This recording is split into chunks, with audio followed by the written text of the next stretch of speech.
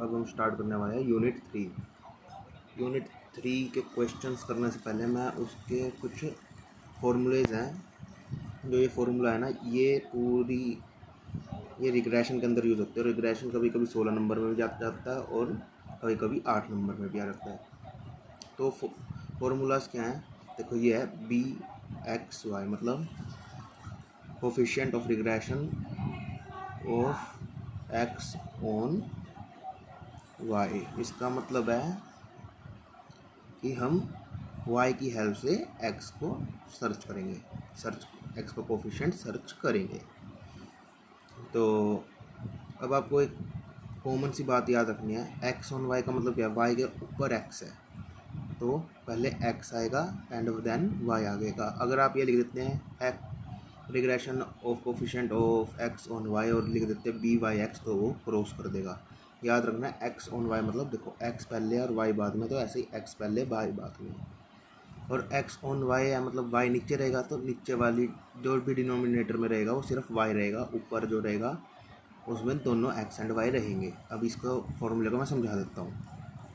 देखो n मतलब number of terms कितनी है हमारे पास, सबमिशन ऑफ एक्स वाई मतलब एक्स वाई का total, then minus submission of x into submission of y।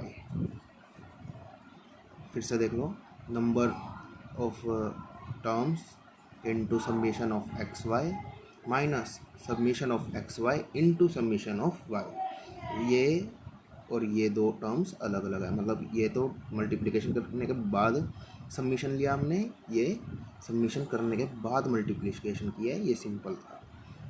अब नीचे मैंने क्या कहा था कि ओनली वाई वाली टर्म्स आएंगी, तो कैसे आएंगी, सबमिशन ऑफ मतलब number of element into submission of Y square मतलब वाई स्क्वायर करने के बाद उसके टोटल एलिमेंट्स का सम, माइनस अब क्या कर रहे हैं हम, जो सिर्फ y है ना, y इसका जो है टोटल सम का होल स्क्वायर, मतलब इसकी बात करूं तो मतलब समझ लो 5 का स्क्वायर करा है 25, 6 का स्क्वायर करा है 36, इन दोनों का सम आया 61 यहाँ आएगा।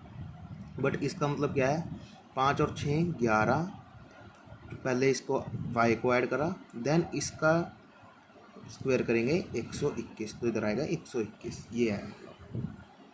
और बी एक्स वाई एक्स का मतलब क्या है, वाई ऑन एक्स, जहाँ ऊपर वाली न्यूमरेटर बिल्कुल सेम रहेगा, नीचे जहाँ वाई था सिर्फ एक्स आ जाएगा।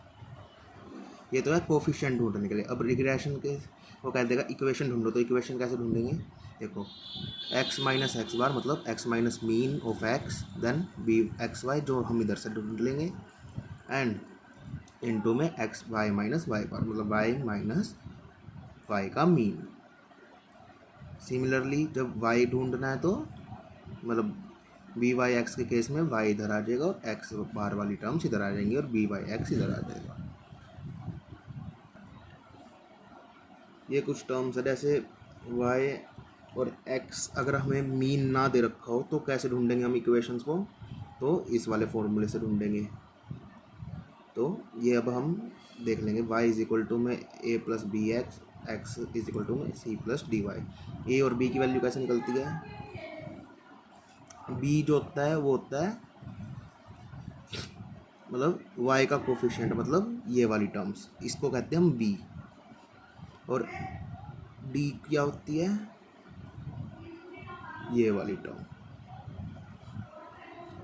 समझे। मतलब अगर y के इक्वल में कुछ है तो बी एक्स वाई को हम मानते हैं b, x के इक्वल में कुछ भी है तो बी एक्स वाई को मान लेंगे हम d।